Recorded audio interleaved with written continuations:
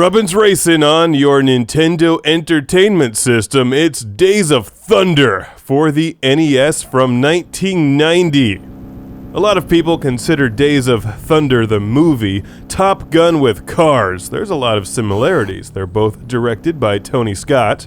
They both starred Tom Cruise and their testosterone-fueled explosion fests. But did you know that there's similarities between the video games as well? Remember Top Gun on the NES and the aircraft carrier landing scene, which broke up the gameplay, and most people hated it. I was actually pretty good at that part.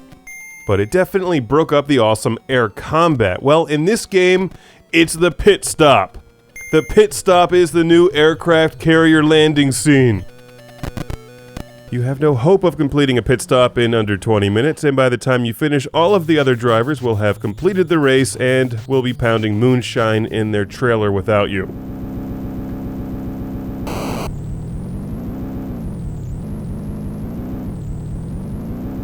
And this game could have really used some music. The driving gets a bit boring after a while because it's not terribly exciting. The controls are a bit odd too. As you hold down the button to accelerate, you can then take your finger off the button and your car will hold that speed, and then you brake and then you can kind of accelerate again, and it's like you're using cruise control. But keep an eye on your fuel gauge because unless I was doing something wrong, which is certainly possible, I don't have the instructions for the game, this car runs out of fuel in about 5 laps, forcing you to go back through the pit stop sequence, where you manually control each member of your pit crew.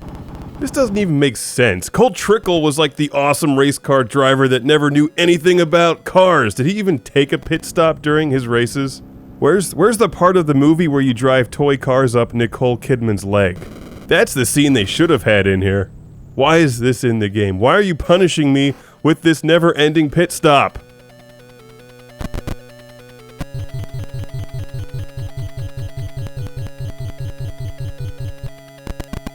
I'm not replacing the tires, and I don't care if my engine is damaged. Screw you. I'm leaving the pit stop. Nice try, buddy. Oh look, I lost another race, and if you do that, your sponsor will force you to go through time trials just to keep your job. And if you can stay awake long enough to complete those time trials, you can continue playing Days of Thunder. More like days spent in a never-ending pit stop of hell. Even though this Nintendo game was sent to the show by our friend Sergio Matthias from Palinha, Brazil, I can't recommend it to anybody. Fans of the movie will find little in here that actually resembles the movie. Maybe the character names are in the game, but that's not terribly exciting. Where's the part where you race the other guy through crowded city streets just to show how manly you are? Where's the part where you yell Rubbin's Racing? How about that scene where you overcome a crippling injury that would have killed most people except you're the star of the movie? Where's the critical moment where you punch out Chewbacca to win the final race? This game is nothing like Days of Thunder the movie. If you're looking for a good driving game on the NES, go with Rad Racer and leave this game alone. But once again, thanks to Sergio Matthias and the giant box of racing games.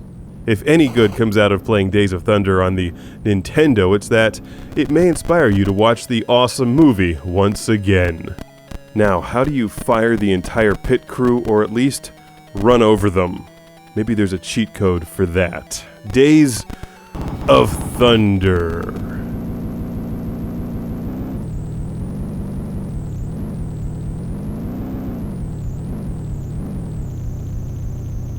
Nice try, buddy.